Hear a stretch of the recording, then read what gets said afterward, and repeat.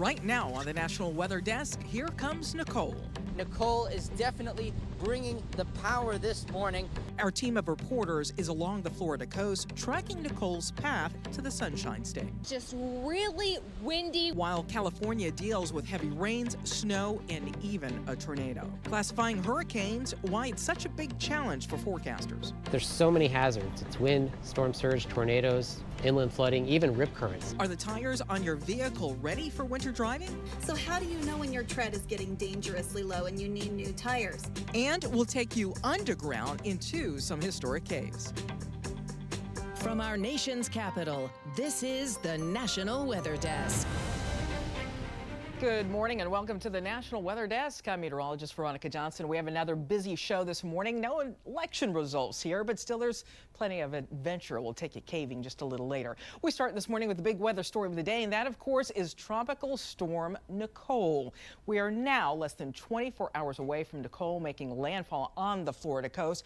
And right now, those maximum sustained winds are at 70 miles an hour, and 2 million people are currently under a hurricane warning in Florida, with another 15 million under tropical storm warnings from Florida all the way up into Georgia. And this morning, Nicole is approaching the Bahamas early tomorrow morning. It's expected to make landfall, likely as a Category 1 hurricane, just north there of West Palm Beach. And Florida can expect some torrential rain and some damaging winds. And then that storm system, Nicole, expected to head north, passing over Georgia Friday morning before heading up the eastern seaboard. The Washington, D.C. region and even New York City expected to see significant rainfall from Nicole.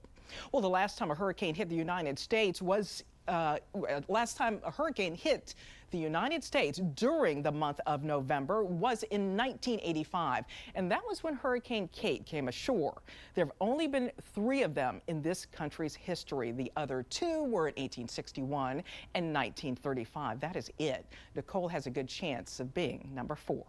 And we have a team of meteorologists up and down the Florida coast. We begin with reporter Stephanie Valderrama, who's in Fort Pierce, Florida. Conditions here in Fort Pierce just really windy. We haven't seen too much rain, but we have seen some here and there. Take a look here behind me. The water really choppy in this area. I mean, the wind is just howling. As you can see, we do see at least one person out here fishing. Maybe not the best day to be fishing. It's better off to just stay home.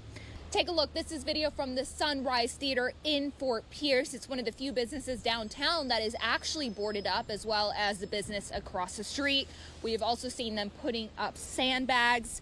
But besides that, not many businesses boarded up in downtown Fort Pierce. Sandbags are also being made available for anyone in this area who wants to prepare their home. In Fort Pierce, I'm Stephanie Valderrama. Now, I want you to take a look at the current conditions here at downtown around E.R. Bradley's. Sometimes it's calm, and then a band of heavy rain and gusty winds come in. Then it gets calm again, like you see right now. So don't let that fool you. And while things out here haven't gotten bad just yet, Palm Beach County is in a hurricane warning, as well as a storm surge watch from North Palm Beach down to Broward County. Now, I want to point out that Palm Beach County is divided into 2 zones, Zone A and Zone B. Zone A is in the mainland, and authorities are urging evacuations from mobile homes or manufactured homes, as well as flood-prone areas. And Zone B is in the Barrier Islands and under a mandatory evacuation order starting this morning at 7 a.m. I'm here in Sexton Beach Plaza in Vero Beach, where the wind has been the big concern. The gusts have increased to over 40 miles per hour. The rain has been sporadic. We had some showers come in. For the moment, we're staying dry, but the waves, as you can see, the waves have picked up a little bit as the wind has increased. Nicole is definitely bringing the power this morning. Everything east of A1A has been voluntarily evacuated so far. No mandatory evacuations have been issued. There is a storm surge warning, and there are some storm shelters that are beginning to open here in Indian River County. We will continue to bring you the latest. For now, reporting in Vero Beach, I'm Dylan Huberman. Nicole will also have an impact further up the Florida coast.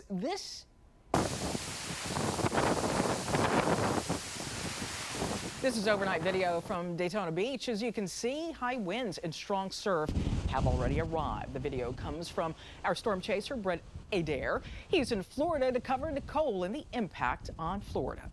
And you can see we've got onshore flow here with waves crashing. We've got plenty of sea foam also coming up and debris here from the coastline that is moving inland. These waves continue to crash up with onshore flow here from Tropical Storm Nicole. We're expecting this to continue for the next several days, so this is going to be a very volatile 48 hours here across portions of Volusia County. We'll be keeping you up to date as this storm system approaches. Stay with us. I'm meteorologist Brett Adair in Daytona Beach, Florida. Brett also captured this video showing damage caused by Hurricane Ian back in September. You can see damage is still visible in the Daytona Beach area all along the coast. You can see the damaged seawall, the damaged homes and businesses, and all that debris. Those damaged seawalls mean there's nothing to hold back a surge, leaving buildings previous protected now exposed to the rising water, and they may see a surge of 3 to 5 feet. Nicole's path led NASA to delay the scheduled launch of the Artemis 1 rocket. It's now been moved to next Wednesday. You may recall the launch was scrubbed twice because of Hurricane Ian. This is the first mission in the move to return astronauts to the moon. Well, scales are a part of our daily lives. We use them for nearly everything, but there is a danger in classifying hurricanes based only on wind speeds. Emily Gracie spoke to Robbie Berg from the National Hurricane Center about the challenges and the solutions when it comes to the current Saffir-Simpson scale. When it comes to hurricane forecasting, everyone wants to know the same thing. Where is it going and what category will it be when it gets there? But there's a big problem with only focusing on those elements. So for hurricanes, there's so many hazards. It's wind, storm surge, tornadoes, inland flooding, even rip currents. Robbie Berg is a forecaster at the National Hurricane Center. He's done extensive research into the problem with classifying storms based on peak wind speed.